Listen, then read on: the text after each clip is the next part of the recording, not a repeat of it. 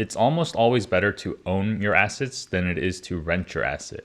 Now, of course, there's exceptions. You maybe want to rent because you can't afford to own it yet. So, for example, your office space rather than buying the real estate. And maybe you have a depreciating asset. So it makes more sense to rent in the short term than to actually outright own that whole thing. Or maybe it's because it's like human labor. You can't own it. So you rent out that labor by paying them for that labor. But when it comes to digital marketing, especially, I've noticed that a lot of dental practices get into contracts, negotiations, and they end up making deals where they end up renting assets from the marketing agencies rather than owning it. And with a little bit more work and a little bit more research, they could have found someone who could have done an equally good job while that practice maintains ownership of all the assets they made. And it might not sound like a big deal because as long as you work with that agency, that marketing company, whatever, you have access to those assets.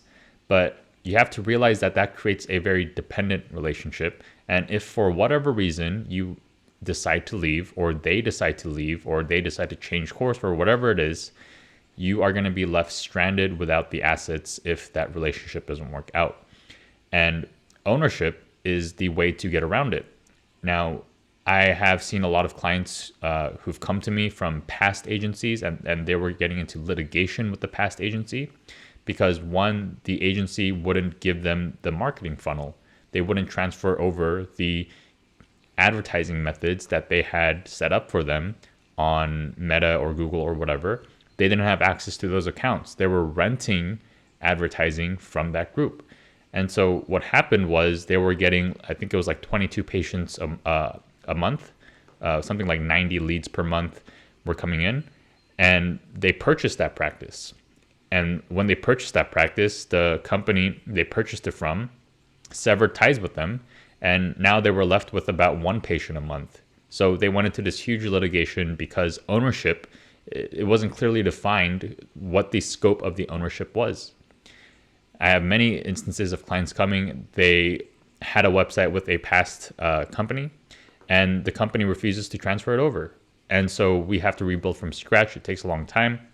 Or the other company makes them pay an exorbitant fee to export that website, and so on. Like there's many cases where they come over, their whole software ecosystem is shut down because the other company wants to create barriers of leaving, or photo content, like the photos that they used are copyrighted under that company. So now the practice can't use photos of themselves. So there's many crazy cases of ownership being at the center of a lot of issues. So whenever you're working with someone, do the work of determining who has ownership. And frankly, you should have ownership of everything. You should have ownership of your website, of your content, of the marketing funnels, of the creatives that people make for you. You should have that in writing and really future-proof yourself. Don't create a dependent relationship where you're dependent on a different entity in order to grow and to get patients. Instead, build an asset, get ownership of all the things, work with people who are going to build stuff for you that you get to keep, and that's going to help you move on into the future, right? And if you're working with a type of company or agency that is too insecure to give you ownership of things and to help you grow and to help you eventually leave them, I think you might be working with the wrong kind of people who want to keep you in a dependent relationship and prevent you. And as the longer that relationship goes and the more assets and some costs you build in with them, the harder it is to eventually leave. And that is not a sort of relationship with companies or with people that we should seek to get into. So are you working with a group of people who are building ownership or building assets that are in your ownership? That is the key criteria I would look for when you're working with a group of people. And it's going to make a tremendous amount of difference in how you see even business and growth moving into the future. All right. Hope this was helpful, and I'll see you guys in the next one.